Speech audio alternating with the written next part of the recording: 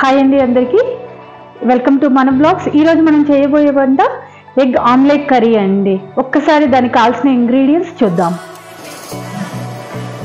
గుడ్లు, కొంచెం టమాటాని కచ్చా పచ్చాగా చేసుకోవాలండి. ఒక 4 టమాటాలని, 2 ఉల్లిపాయలు కూడా మిక్సీలోనే కచ్చా పచ్చాగా చేసుకోవాలి. అల్లం వెల్లుల్లి కూడా కొంచెం కచ్చా పచ్చాగానే చేసుకోవాలండి, కంప్లీట్ పేస్ట్ చేసుకోకూడదు.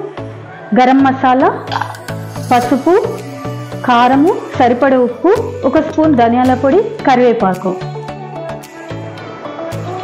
తయారు చేసే విధానం ఒక్కసారి చూద్దామండి. ముందుగా స్టవ్ వెలిగించుకుని ఫస్ట్ చిన్న కడాయి పెట్టుకోవాలండి. కడాయి కూడా కొంచెం లోతుగా ఉండాలి. అందులో ఒక 1/2 టీ స్పూన్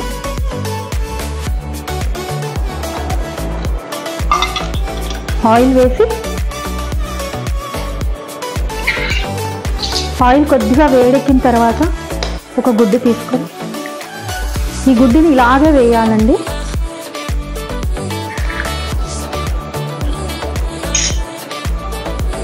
ఇందులో కొద్దిగా పసుపు, చిటికెడు పసుపు,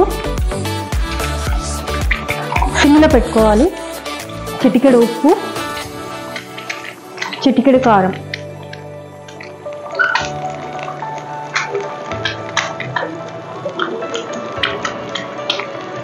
ఇలా వేసిన తర్వాత ఇది కొద్దిగా బాయిల్ అవ్వనివ్వాలండి. ఇలాగే కొంచెం ఫ్రై అవ్వాలి. ఇది కొద్దిగా ఫ్రై అవుతుంది కదండి మనకి. దీన్ని ఇలాగే నిదానంగా తీసుకొని ఒక్కసారి ఇలా తిప్పుకోండి. వెనక్కి కూడా, కింద కూడా ఇదే కలర్ రావాలండి మనకి. ఎగ్ ఇలా 2 వైపులు గోల్డెన్ కలర్ వచ్చేంత వరకు తీసుకోవాలండి మనము.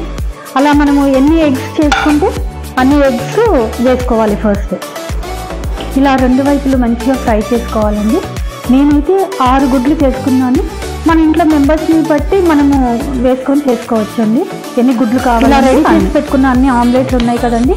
ఒక ప్యాన్ తీసుకొని, నేనైతే కుండలో చేస్తున్నానండి. ఇది కొంచెం వేడెక్కే వరకు ఉంచి ఒక 2 స్పూన్లు ఆయిల్ వేసి నూనె వేడెక్కే వరకు ఉంచాలండి.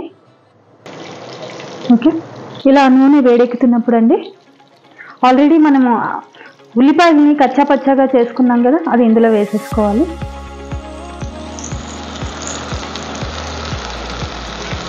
కొంచెం ఉల్లిపాయలు బ్రౌన్గా అయ్యే వరకు ఫ్రై చేసుకోవాలండి.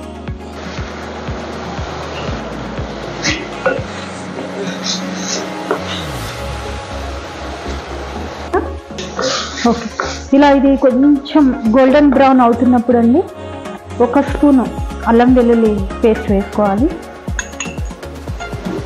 దాన్ని కూడా కొంచెం ఇలా కలుపుతూ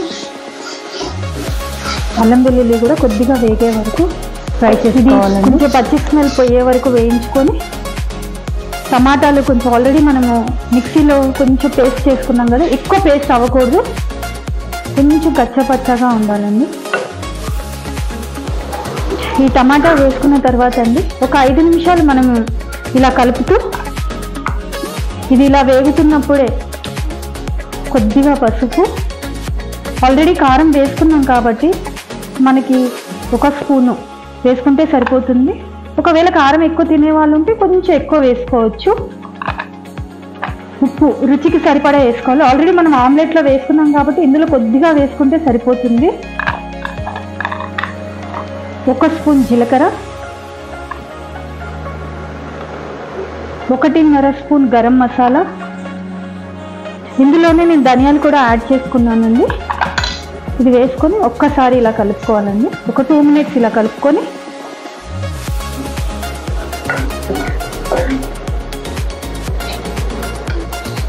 ఇప్పుడు ఇందులో కొద్దిగా వాటర్ వేసుకోవాలండి, ఎక్కువ వేసుకోకూడదు.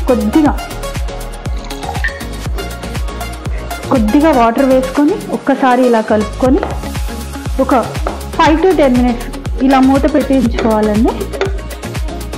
ఇది కొద్దిగా వాటర్ పోయిందండి. లైట్గా వాటర్ ఉన్నప్పుడే ఆల్రెడీ మనము ఫ్రై చేసి పెట్టుకున్న ఎగ్స్ ఉన్నాయి కదండి, ఇందులో వేసుకోవాలి.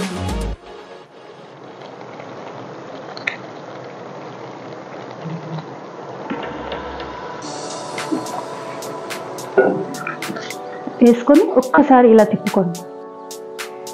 ఈ గ్రేవీ అంతా కూడా పైకి కూడా కొంచెం రావాలి, ఆ ఎగ్ పైకి. అప్పుడు మసాలా కొంచెం ఎగ్ లోపలికి వెళ్తుంది. ఇలా అన్నీ వేసుకున్న తర్వాత కొద్దిగా కరివేపాకు తీసుకొని పైన ఇలా వేసుకోవాలండి. వేసుకొని ఒక 5 నిమిషాలు మూత పెట్టుకొని ఉంచుకోండి. 5 నిమిషాలు అయ్యిందండి, ఒకసారి చూద్దాం. రెడీ అయిపోయిందండి మనకి ఎగ్ ఆమ్లెట్ కర్రీ రెడీ అయిపోయింది మనకి. దీన్ని ప్లేట్లోకి సర్వ్ చేసుకుందాం. ఈ డిష్ కనుక మీకు నచ్చినట్లయితే ఇంట్లో ఒక్కసారి ట్రై చేసి ఎలా వచ్చిందో కింద కమెంట్స్ పెట్టండి. ఎగ్ ఆమ్లెట్ కర్రీ రెడీ అయ్యిందండి. ఇలాంటి మరిన్ని టేస్టీ వంటకాల కోసం ప్లీజ్ సబ్స్క్రైబ్ మన blogs. Thank you for watching.